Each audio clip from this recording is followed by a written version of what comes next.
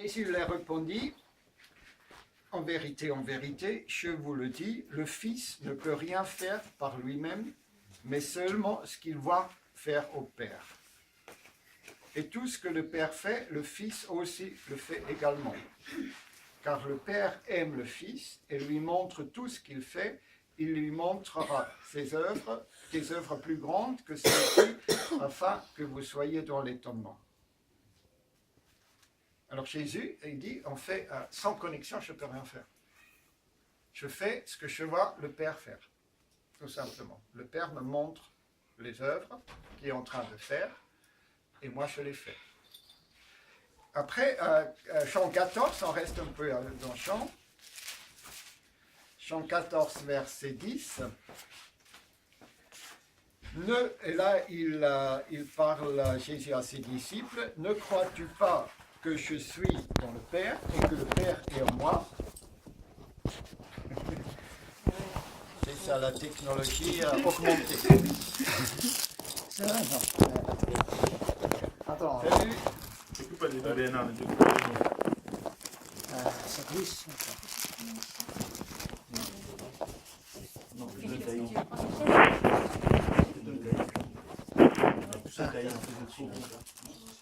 Non, mais c'est bon, il y a même chose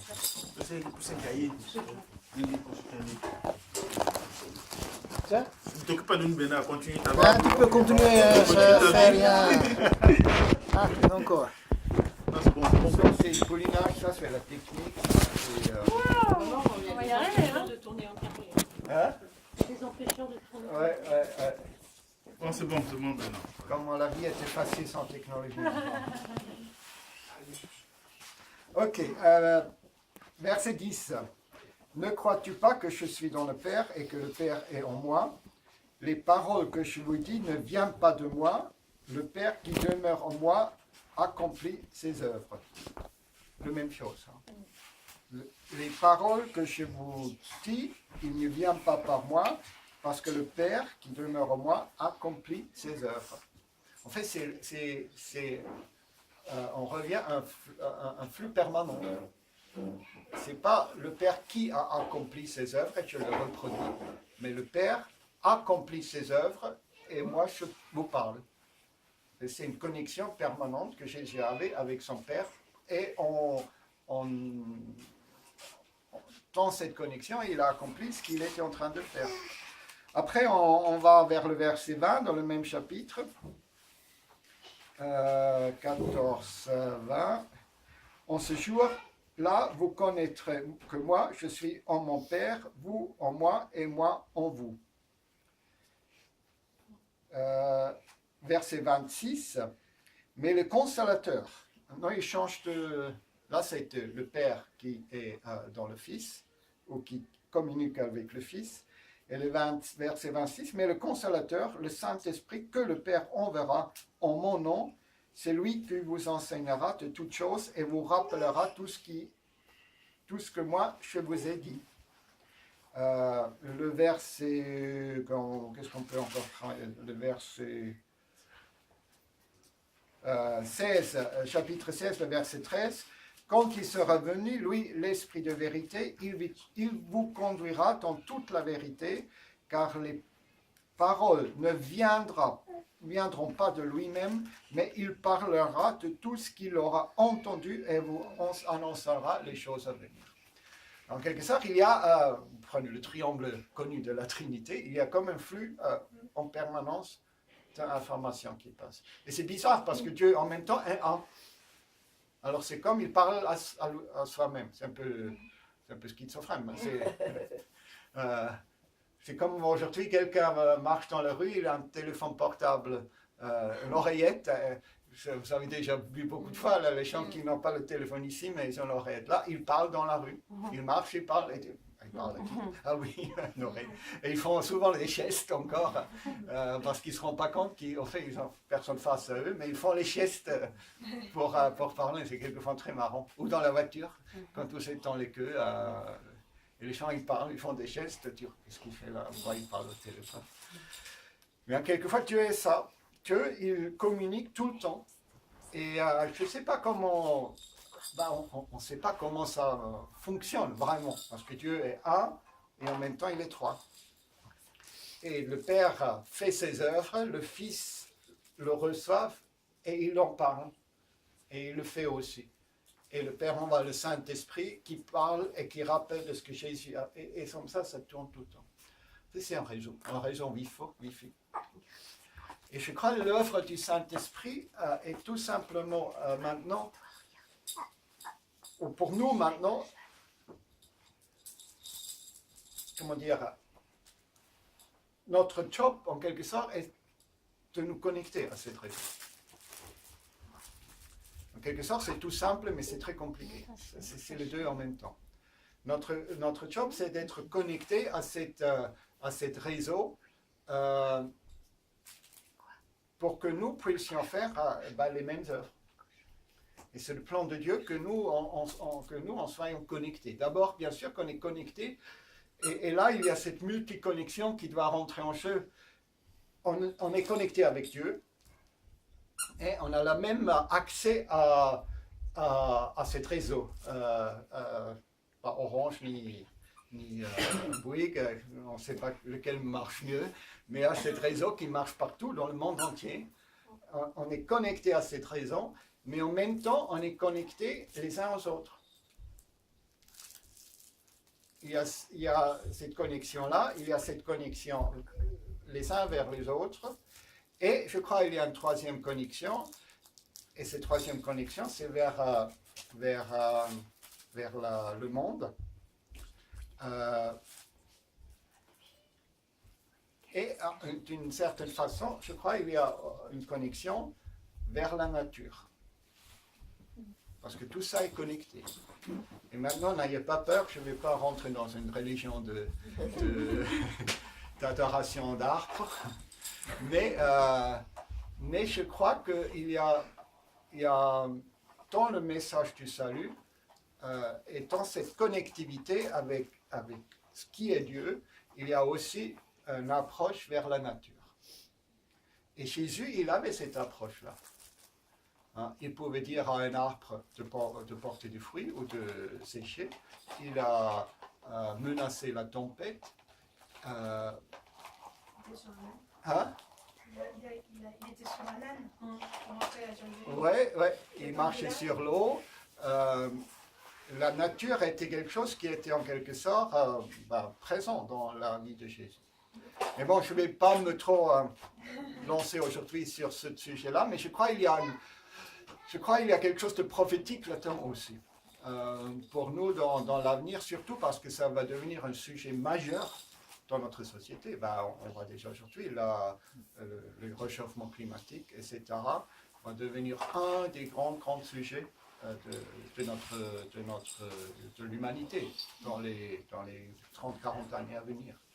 Et ce n'est pas juste que nous, comme chrétiens, qui sommes connectés au Créateur de cette nature, on n'a rien à dire là-dessus. Ce n'est pas juste qu'on va dire ah non, nous on attend la nouvelle terre et le nouveau ciel. Mais il faut commencer avec le commencement. Et le commencement, c'est qu'il y a ce réseau qui veut se connecter avec nous. Et nous, ce qu'on on a à faire, c'est rester en permanence connecté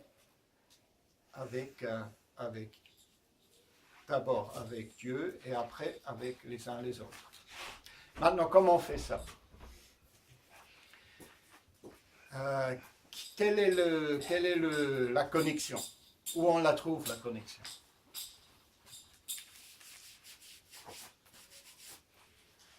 En fait, c'est tout simple. C'est Jésus qui l'a dit. Hein? Oui, mais pour nous, il faut trouver le réseau Wi-Fi. Tu vois, tu vas avec ton portable et le réseau Wi-Fi. Hein? C'est le Saint-Esprit.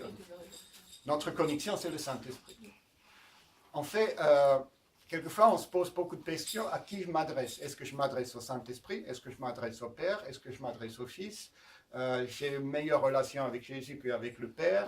Le Saint-Esprit, je ne sais pas trop. Est-ce que je dois prier au Saint-Esprit ou est-ce que je dois prier à Jésus? Ou est-ce que je prie au Père? Quelquefois, c'est un peu confus. Et on fait un peu tout, et une fois un peu plus ça, un peu plus ça. Le plus du mal, en fait, on a avec le Saint-Esprit parce que c'est trop flou. Le Fils, on peut comprendre, on a l'histoire de Jésus, il est incarné humain. Alors on a un miroir face à nous dans la Bible qui nous aide à comprendre comment Jésus est notre ami, notre frère aîné, etc., toutes ces images-là. Le Père, on peut aussi comprendre, parce qu'on avait tous un Père à nous. On sait que notre relation avec notre Père est projetée sur le Père céleste. C'est-à-dire, si on a une mauvaise relation avec notre Père, il faut recevoir la guérison pour pouvoir avoir une relation avec notre Père céleste qui s'améliore, qui devient mieux, parce qu'automatiquement, notre relation avec le Père est imprégnée par nos relations humaines. Mais ça, on peut chérir.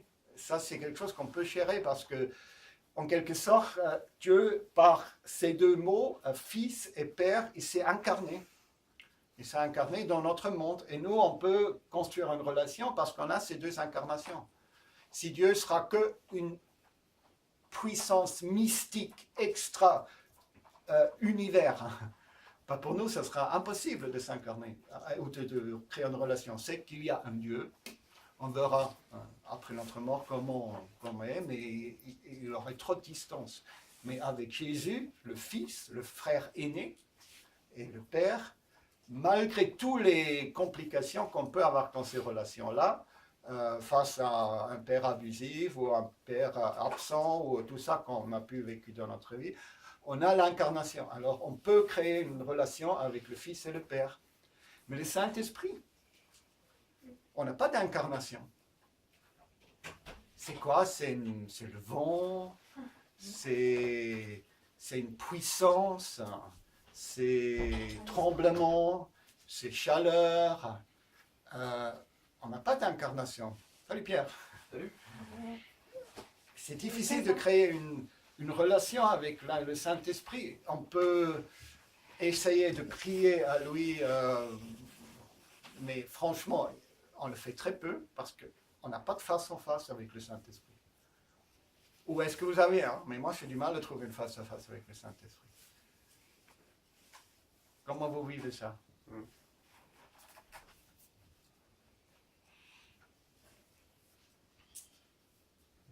Ça évolue en fait. Le problème avec le Saint-Esprit, c'est qu'on. Moi en tout cas, à un moment donné, je l'ai enfermé dans certains. Pas des symptômes, mais dans une façon de faire. Comme tu parlais, la chaleur, le tremblement, tout ça. Et en tout cas, quand j'ai redécouvert Jésus, c'était un peu bizarre parce que il y avait beaucoup cette paix. On ne sait pas comment ça vient, mais ça agit sur notre métabolisme. Et d'un seul coup, on sait ce que c'est être en paix. Notre cœur se calme, on a des idées claires, on arrête de courir, on arrête d'avoir peur. Et après, ça prend un peu de distance, c'est bizarre. Et ça devient des tremblements ou des trucs très très forts. Et puis après, on se rend compte que même ça, il y a des fois, c'est pas que ça le Saint-Esprit. Enfin, c'est comme s'il y avait des saisons avec le Saint-Esprit, qu'à chaque fois il veut. En fait, j'ai l'impression que le but du Saint-Esprit, c'est de se manifester d'une certaine façon pour que notre âme reçoive une certaine guérison. Et que quand la guérison est acquise, il faut marcher selon la foi et dire voilà, maintenant c'est bon, j'ai plus besoin de recevoir une paix de fou d'un seul coup ou d'avoir une grosse chaleur qui vient, parce que je sais d'une foi sincère et ferme que Dieu est là. Mais il peut se révéler plus doucement dans des petits trucs ou dans des paroles de connaissance, plus finement. Enfin voilà, c'est comme ça que je le vois. Quelqu'un d'autre encore? Bon, ma clé, c'est un peu, je me base sur lorsque Jésus parle à Nicodème, il décrit l'homme né de l'esprit, en disant en fait, tu entends le bruit, mais tu ne sais pas d'où il vient, tu ne sais pas où il va. En fait, moi, again, sur ça, je ne suis pas du principe qu'il est là. Je n'ai pas besoin de le voir, pas besoin de maîtriser, et je n'ai pas du principe qu'il est là, et du coup, je fonce. En fait, ça confirme un peu ce que je dis. Le Père, le Fils, c'est comme on peut parler comme on parle entre nous. le Père, oui, on dit merci que tu es mon Père, merci pour ta fidélité, ou on peut se fâcher avec lui, il dit j'ai peur que tu m'abandonnes. On peut parler de ça avec Fils aussi, parce que c'est comme un frère. Et avec le Saint-Esprit, on n'a pas cette face en face. On sait qu'il vient, il est parti. On a une expérience extraordinaire et après on a 6 mois rien du tout. On ne peut pas le saisir en quelque sorte, c'est un peu... C'est très compliqué. Et malgré ça, c'est le Saint-Esprit qui est la connexion. Jésus, moi j'ai juste choisi 2-3 versets de Jean 14, mais il le répète au moins une dizaine de fois, Jésus. C'est bien que moi je parle, que le Saint-Esprit vient et c'est lui qui va vous enseigner et c'est lui qui va vous rappeler et c'est lui qui va vous... et si je ne pars pas, le Saint-Esprit ne peut pas venir. Alors, le Saint-Esprit a vraiment le clé de cette connexion. On a besoin, on fait en quelque sorte, on se connecte au Saint-Esprit. On ne se connecte pas à Jésus, on ne se connecte pas, entre guillemets, on ne se connecte pas au Père, mais le réseau, comment on appelle ça en termes technologiques, la boîte qui... Freebox. Oui, le Freebox, oui, Orange, le Livebox. Le Livebox, c'est le Saint-Esprit. Ça passe par lui. Après, on est connecté au Père, au Fils, mais par le Saint-Esprit. Alors, il nous faut cette connexion en permanence. Et si on a un problème de réseau, on est déconnecté et on commence à se perdre. On n'a plus d'informations. Et c'est marrant, aujourd'hui. Avant, on existait sans Internet.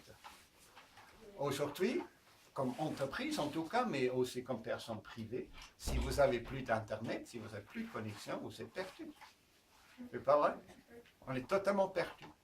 Comme entreprise, on ne peut plus rien faire, on est bloqué. On ne peut plus répondre aux clients. On peut plus faire les tâches administratives. Dernièrement, notre ligne était coupée pendant 3 jours. C'était au moment des salaires. Je ne pouvais pas déclarer les salaires à la MSA. J'avais des naissances à déclarer. Je ne pouvais pas les déclarer. J'étais en retard avec les dates déclaration de salaire. Il y a une date précise. Et si on dépasse la date, on a des amendes. Je ne peux pas le rappeler. Si Internet ne marche pas, je ne peux pas le faire. On est totalement... dès qu'on est déconnecté, on est perdu aujourd'hui. Et c'est marrant, c'est très désagréable en fait dans la vie de tous les jours, mais c'est en quelque sorte la même chose avec le Saint-Esprit. Dès qu'on est déconnecté avec le Saint-Esprit, spirituellement, on est perdu. On est dans le flou. On ne sait plus comment je vais gérer ça, comment je vais faire ça, etc. Alors c'est important qu'on ait une connexion en permanence avec le Saint-Esprit. Alors on va tourner à Actes, parce que là, c'est là où il arrive vraiment dans le jeu. Et Actes, c'est Actes 1 verset 8. Mais, alors, Jésus dit, c'est pas à vous, le verset 7, de connaître le temps que le Père a fixé, mais vous recevrez une puissance, celle du Saint-Esprit, survenant sur vous, et vous serez mes témoins à Jérusalem, dans toute la Judée, dans la Samarie et jusqu'aux extrémités de la terre. Première chose, et la deuxième chose, c'est vers chapitre 2. Lorsque le jour de la Pentecôte arriva, ils étaient tous ensemble dans le même lieu. Tout à coup, il vient du ciel un bruit comme celui d'un souffle violent qui remplit toute la maison où ils étaient assis. Des langues qui semblaient des feux et qui se séparaient les unes des autres leur apparurent. Elles se posèrent sur chacun d'eux. Ils furent tous remplis de l'Esprit Saint et se mirent à parler en d'autres langues, selon que l'Esprit leur donnait de s'exprimer. Or, il y avait en séjour à Jérusalem des Juifs pieux venus de toutes les nations qui sont sous le ciel. Et on continue, ils ont commencé à parler, on fait des langues en gros de toutes les nations connues à cette époque. Alors il y a deux éléments. La connexion du Saint-Esprit, elle nous apporte, première chose, une puissance. Et elle nous apporte, deuxièmement, une information. Deux choses, puissance et information. Et c'est cette connexion qu'on a besoin en permanence. On a besoin d'informations pour savoir quoi faire, tout simplement. Qu'est-ce qui fait le Père et qu'est-ce que moi je fais à la suite de ça. Information. On va sur Google et on tape quelle information on a besoin.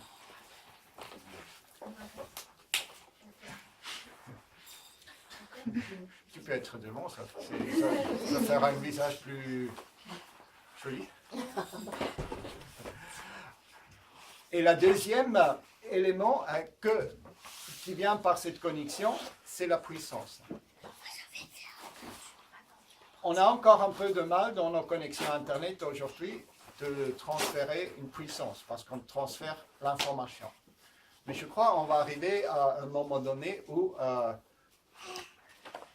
aussi la puissance peut être transférée par connexion Wi-Fi ou autre, mais sans fil. Je crois un jour ça va peut-être arriver qu'on peut amener de l'électricité, ou je ne sais pas ce que je dis, autre chose, mais par des canaux sans fil.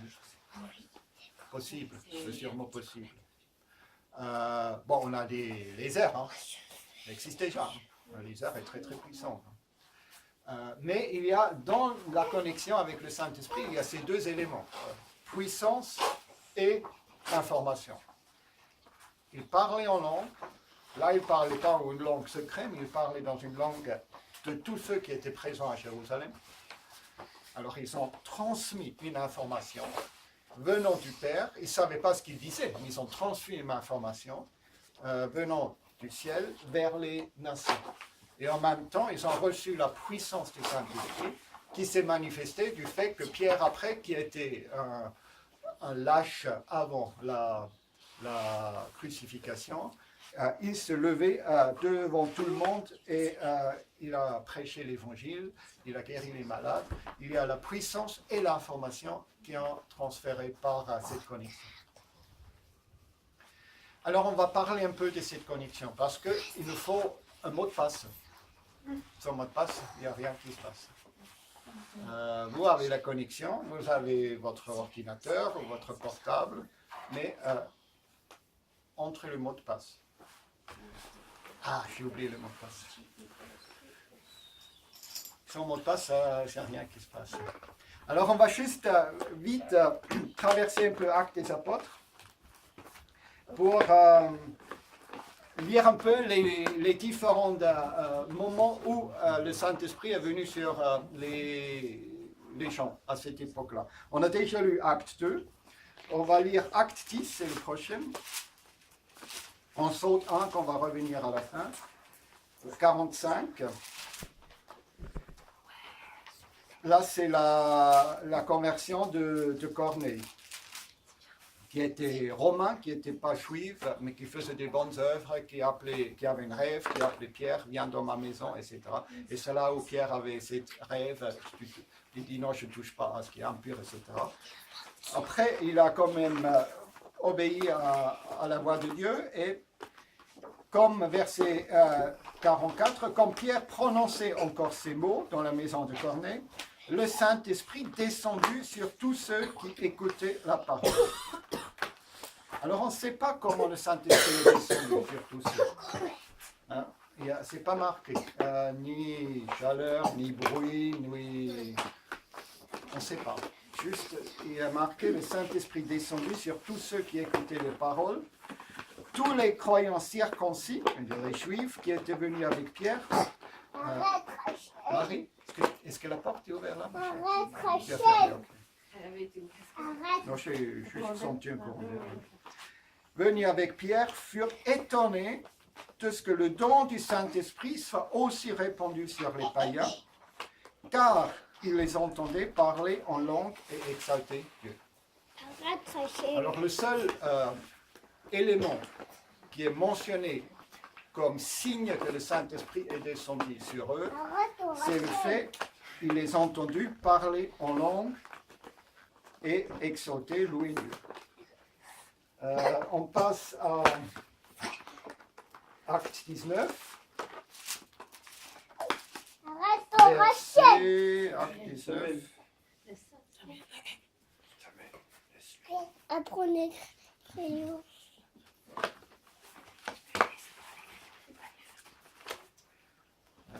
Qu'est-ce que j'ai écrit là? 6, Acte 19. Ah oui. Paul leur a imposé les mains et le Saint-Esprit vit sur eux. Ça, c'est à Éphèse.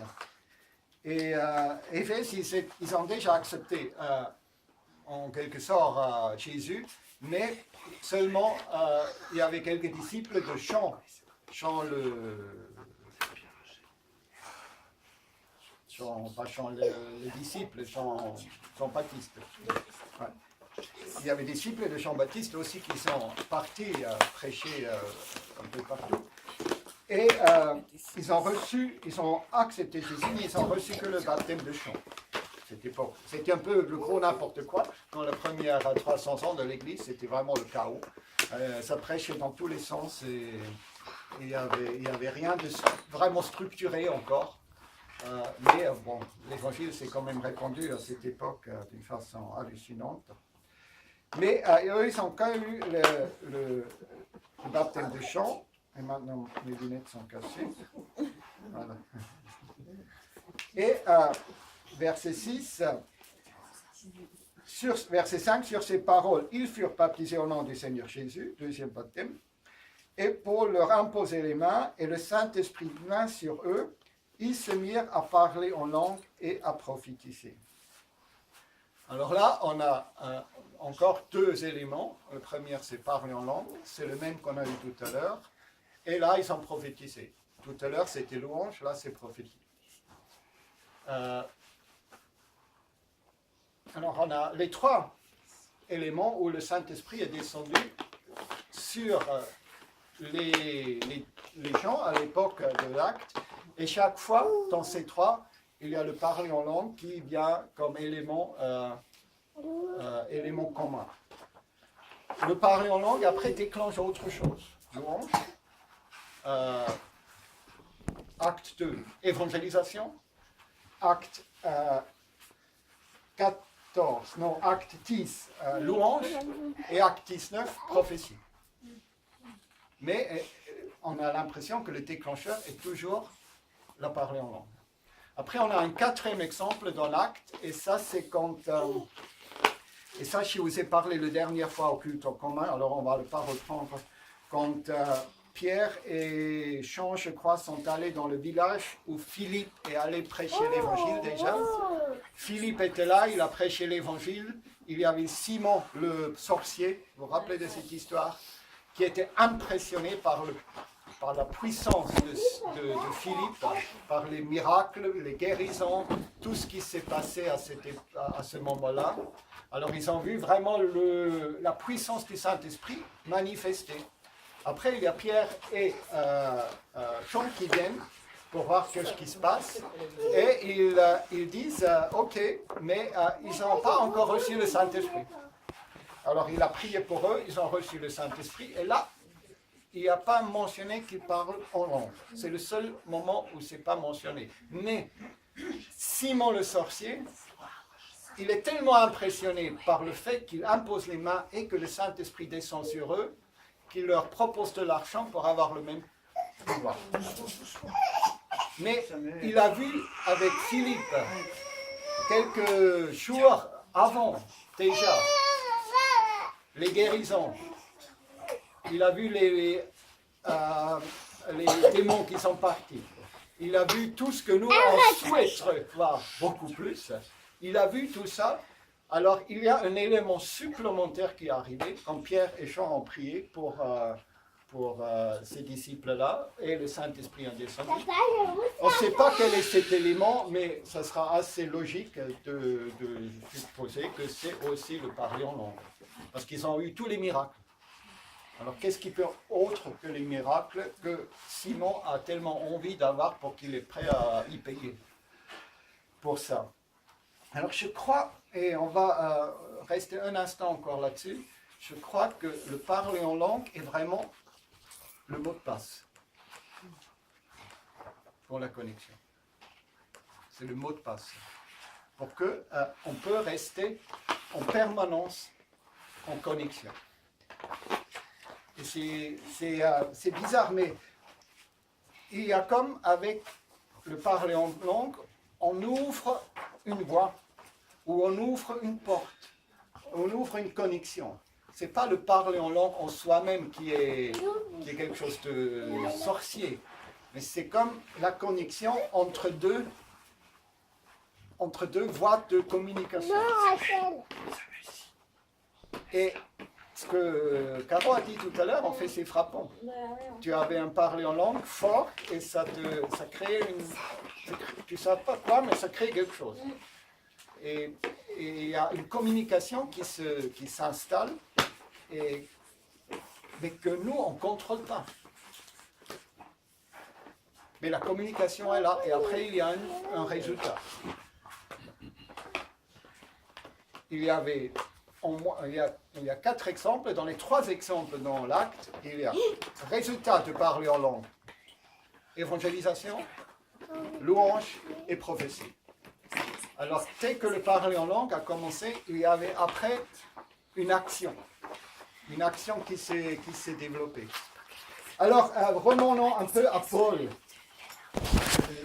Je sais qu'on a du mal avec le parler en langue, parce que ça nous semble être trop charismatique, trop extrémiste, trop tout. Trop religieux, trop pentecôtiste. Mais je crois que c'est important qu'on comprenne comment le parler en langue vraiment fonctionne. Romains d'abord, Romains 8, le verset 26. De même aussi, l'Esprit vient au secours de notre faiblesse, mauvaise connexion, car nous ne savons pas ce qu'il convient de demander dans nos prières. C'est à peu près notre situation. On est faible, on a... Comment je vais prier pour... on a face à nous un problème financier, un malade. Qu'est-ce que... Je me mobilise pour prier pour... Est-ce qu'il va être guéri? Est-ce qu'il y a plein de questions. Moi, j'ai souvent du mal de savoir comment prier. Et quand je suis dans le cas où je dois prier pour quelqu'un, je dois, entre guillemets, demander de prier pour quelqu'un. Normalement, il faut que je prie au moins quelques instants longs. Parce que je suis dans une situation, je ne sais pas. Je ne sais pas comment prier. Est-ce que... Aucune idée. La personne demande son aide, demande une délivrance, une guérison, un soutien, je ne sais pas. Et tu es là, tu dis, mince, moi je suis rien, je ne peux rien apporter à cette personne. Moi je n'ai ni de pouvoir, ni de puissance, ni de sagesse, ni rien. Qu'est-ce que je peux apporter à cette personne? Et pour moi, c'est presque, sauf on est dans une situation où le Saint-Esprit est tellement présent déjà. Ça existe aussi, quelquefois, dans un environnement très précis, il y a comme une surdimension de communication. Et là, ça va presque tout seul. Mais c'est ponctuel et c'est rare. Et on ne reproduise pas ça tout le temps. Et ça ne sera même pas sain de reproduire ça tout le temps, parce qu'on ne pourrait pas vivre sous cette intensivité tout le temps. C'est impossible.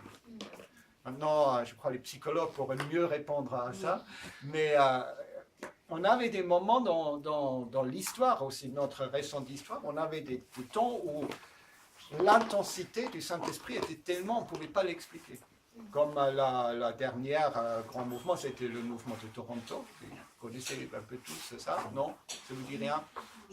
Dans les années, juste avant les années 2000, il y a un mouvement qui a commencé à Toronto, au Canada, où tout simplement le Saint-Esprit est descendu comme une vague sur une petite église.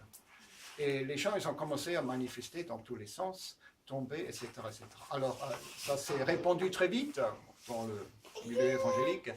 Et les gens sont allés là-bas, ils ont vécu ça, ils ont retourné dans leur église, et la même chose s'est produite dans les églises locales, mais partout, en Europe, partout, en Amérique, globalement, ça s'est reproduit partout. Et nous, on a été un peu impliqués tout au début de ce mouvement-là, avec une église à Berne, en Suisse. Et pendant 2 ans, c'était l'hystérie. C'était l'hystérie. Et on a commencé même à jouer avec ça. Tu veux un peu plus du Saint-Esprit, et t'es comme ça, c'était terrible. Et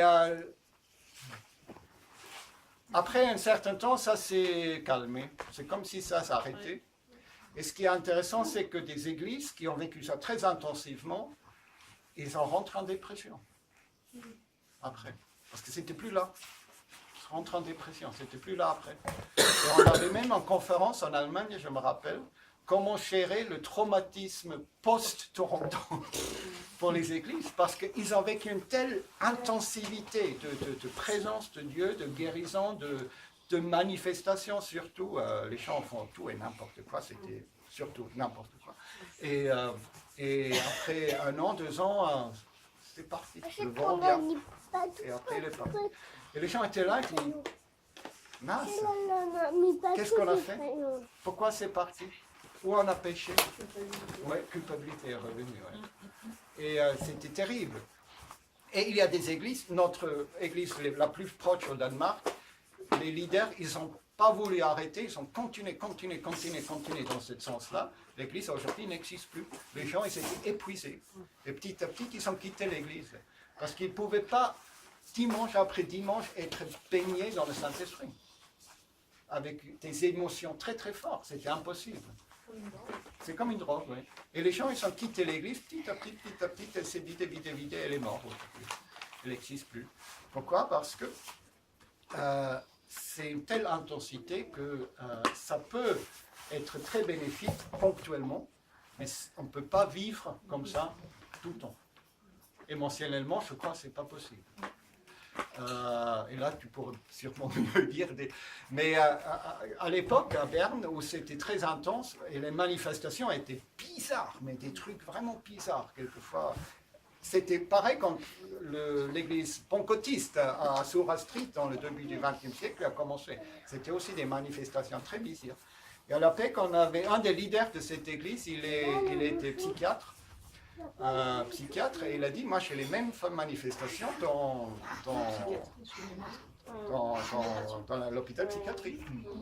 Il dit, j'ai les mêmes manifestations. Pour lui, c'était tout simplement, le corps et l'âme a en quelque sorte réagi sur une puissance surnaturelle qu'il ne pouvait pas gérer. Et toutes les blessures, tout ce qui était là, a tout simplement créé des manifestations dans le corps qui étaient très bizarres, mais qui ont amené une guérison.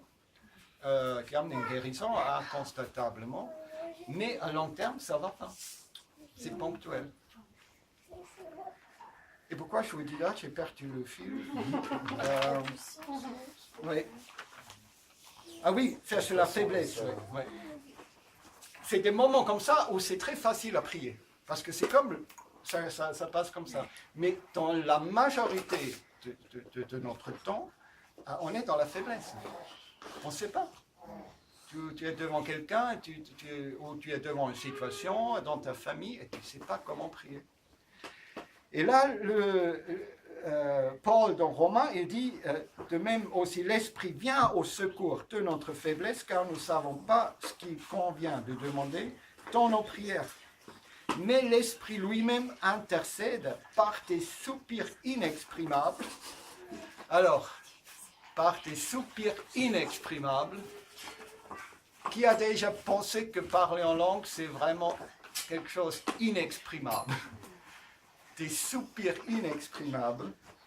Et celui qui sonde les cœurs connaît quelle est l'intention de l'Esprit. C'est selon Dieu qu'il intercède en faveur des saints.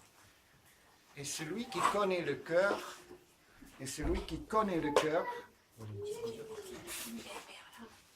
et connaît l'intention de l'Esprit, c'est selon Dieu qu'il intercède.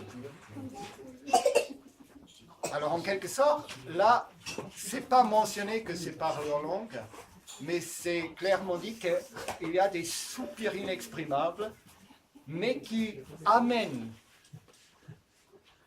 l'information de Dieu, la bonne information de Dieu, et l'exprime dans une intercession pour les gens. Maintenant, passons à Corinthiens. Corinthiens 14, là où Paul dit « Je ne veux pas que vous parlez trop en langue ».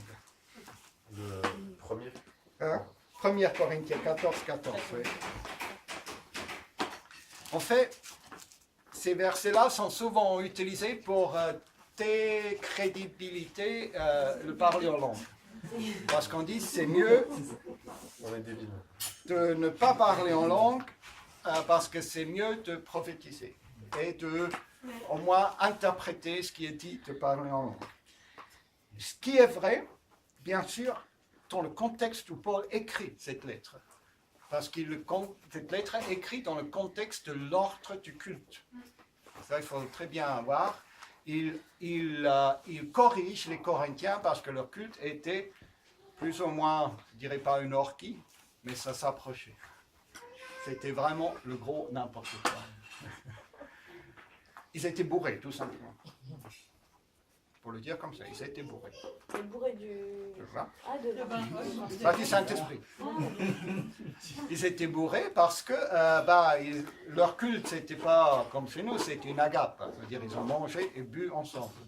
À un tel point, quand les esclaves sont arrivés après leur travail, plus tard dans la journée, parce qu'il fallait qu'ils bossent, bien sûr, pour les esclaves, il n'y avait plus rien. Ni à manger, ni à boire. Parce qu'ils ont déjà tout bu, et ils ont tout mangé, et ils étaient bourrés, c'est ce que Paul dit. Et en même temps, imaginez la combinaison entre alcool et une présence du Saint-Esprit. Ça peut être que marrant. Alors, il y avait une explosion de tout et n'importe quoi, de prophéties, de parler en langue, de hystérie, c'était le gros mélange. Alors, vous voyez, on ne l'a pas inventé aujourd'hui, c'est rien de nouveau. Ça a tout existé depuis tout le temps. Et Paul, il met l'ordre dans ce bazar. Il leur parle du Saint-Seine, comment le faire. Il les dispute parce qu'ils sont bourrés. Et après, il leur parle des dons de l'esprit. Et pour le parler en langue, il leur dit dans le verset 14. Alors avant, il dit c'est mieux de ne pas parler en langue s'il n'y a pas d'interprétation. Et c'est mieux de prophétiser que de parler en langue. Mais dans le contexte du culte. C'est mieux que nous, on a le culte, on peut parler chanter en langue bien sûr, mais si pendant 2 heures on parle que en langue, à haute voix et très fort, quelqu'un qui rentre ici, il sort très vite. Hein. Alors pour ça, Paul dit, c'est mieux, si vous parlez en langue, priez pour une interprétation, et c'est encore mieux si vous prophétisez. C'est-à-dire que vous transmettez connexion, transmettez un message à ceux qui est là, quelqu'un qui rentre et qui reçoit quelque chose de Dieu, que écouter une langue qu'ils ne comprennent rien. Alors verset 14, car si je prie en langue, mon esprit est en prière, mais mon intelligence demeure stérile. Alors dans le culte est une combinaison de l'esprit et de l'intelligence. Alors Paul dit, si je prie en langue, c'est mon esprit qui prie. Mais là-haut, stérilité. C'est-à-dire, je ne sais pas ce qui se passe. Je n'apprends pas une nouvelle connaissance, en quelque sorte.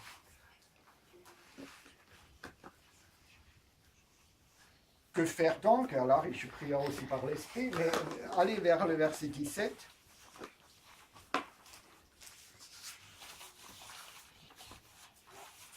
Verset 18, pardon. Je rends grâce à Dieu de ce que je parle en langue plus que vous tous.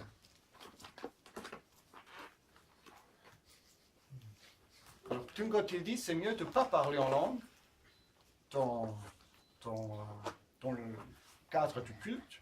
Ça veut dire pas parler en langue, de ne pas faire le parler en langue un élément dominant dans le cadre du culte.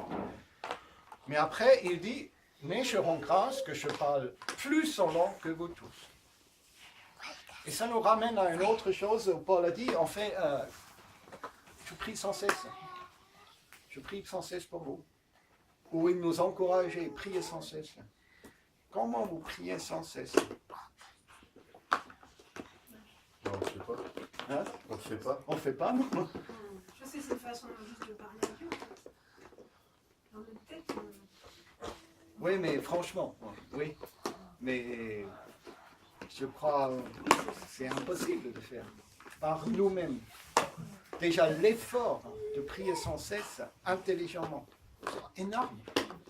Imaginez, vous êtes tout en train de... Mais est-ce que c'est vraiment ce que veut dire cette traduction-là? Enfin, tu vois, est-ce que c'est pas plutôt soyez, plutôt comme un peu ce qu'on disait tout à l'heure, enfin non, c'était hier, par rapport à soyez toujours remplis, le fait d'être, de se dire ok, je suis ok pour que cette connexion elle soit toujours là. Est-ce que prier sans cesse, c'est pas soyez toujours disposés à recevoir ce que Dieu veut vous dire? Parce que prier, pour nous, prier c'est parler, mais c'est pas parler en fait, c'est aussi écouter. Ouais. Et donc du coup, est-ce que ça veut pas dire soyez disposés à être à l'écoute de Dieu quand il vous dit quelque chose? Là, moi, ça me paraît plus logique que prier sans cesse, sinon on perd la bulle. Oui, c'est impossible. Parce que ça voudrait dire que prier, c'est que parler. Ouais. Enfin, moi, je l'interprète. Mais nous, on fait de la prière, ça. Quand on dit prier, on prie ensemble, on parle. Ben oui, après, Ouais. après ça dépend des modes de chacun. Oui. Alors, je reste juste là-dessus sur le parler en langue. On voit en acte que chaque fois le Saint-Esprit est descendu, il y avait le seul facteur commun, c'était le parler en langue. Ils ont tous, chaque fois, parlé en langue. Après, ils avaient des suites, mais le parler en langue était toujours le déclencheur. Après, l'argument que Paul dit c'est mieux de prophétiser ne tient pas parce que c'était fait pour l'ordre du culte. Mais après, il dit quand vous parlez en langue, c'est l'esprit qui prie en Non, vous. c'est pas dur. Mais moi, je reste en quelque sorte un peu déconnecté. Mon cerveau est déconnecté, mais l'esprit qui prie. Et après, Paul, moi, je prie beaucoup plus en langue que vous tous. Alors, l'importance pour Paul était énorme de se faire à parler en langue. Et moi, je crois, dans mon expérience, et pour le remettre dans cette image qu'on a vue hier, en quelque sorte, le parler en langue fait la connexion. Ça fait la connexion entre Dieu et moi. mais c'est plus une aide, c'est pas... Enfin, moi, je pense pas que c'est parce que tu parles pas en langue que le Saint-Esprit n'est pas perçu le Saint-Esprit. Le fait de recevoir l'Esprit, pas de... Quand on reçoit le Saint-Esprit, moi je pense que peut-être que le parler en langue c'est une aide, mais c'est pas forcément la manifestation d'avoir reçu l'Esprit. Non, bien sûr que non, mais parce que tu reçois le Saint-Esprit par la foi. Oui, c'est ça. Ouais, Voilà. ben, c'est clair. Ouais. Quand C'est tu pas, acceptes Jésus, c'est pas, la Bible elle nous dit qu'on ne peut pas accepter Jésus. le parler en langue, c'est pas un acte qui tamponne Ouais, la ouais. Non, c'est clair. Mais je crois pour moi, le mot de passe, pour moi, est un bon exemple. La connexion est là. Elle est là. On a le signal. On a le signal. Wi-Fi, oui, très bonne force. On a l'appareil, mais il y a le mot de passe qui bloque. Et quelquefois, c'est notre faiblesse, c'est le mot de passe. Notre impossibilité de... Parce qu'on ne vit pas dans cette connexion en permanence. Même si on a reçu le Saint-Esprit, tout ça. Mais le Saint-Esprit, c'est un flux. Ne voyez pas le Saint-Esprit comme un dépôt. Le Saint-Esprit, c'est un flux. Ça coule comme une rivière, c'est comme le vent. Et si on le voit comme un dépôt, bah, on arrête. C'est comme Jésus a dit, ce que j'ai dit la dernière fois culte, le Saint-Esprit a à faire avec mouvement. il a dit, restez à Jérusalem, ne bougez pas jusqu'à le Saint-Esprit vient, et à ce moment-là, partez. Mais il a dit, vous ne partez pas avant le Saint-Esprit. Mais dès que le Saint-Esprit vient, c'est le point de départ du mouvement, du fait que l'Évangile s'est répandu dans le monde entier. C'était le point de départ. Alors le Saint-Esprit a à faire avec du mouvement, avec du flux, avec le vent qui souffle, mais on ne peut pas l'attraper. Mais ce n'est pas un dépôt. C'est pour ça que je dis oui, on ne paye pas avec le parler en langue notre droit. Parce que Dieu nous parle parce qu'il nous aime. Ce qu'on a vu déjà avec Jésus, Jésus dit, Dieu me parle parce qu'il m'aime.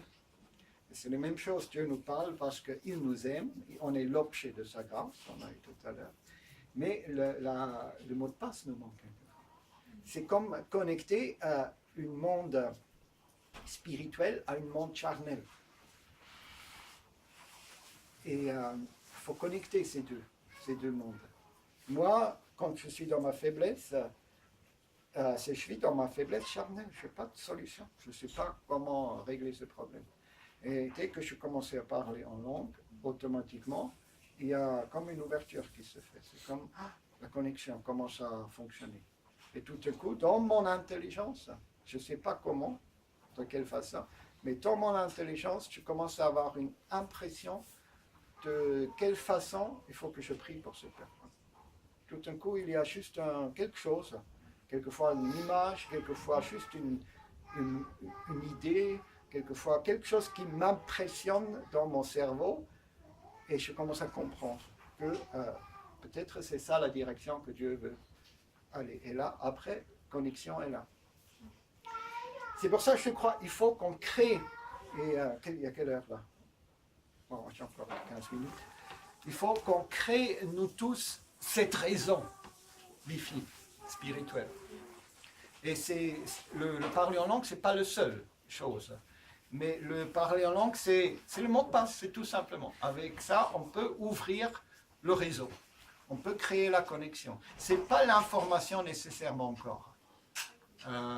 Mais on ouvre notre esprit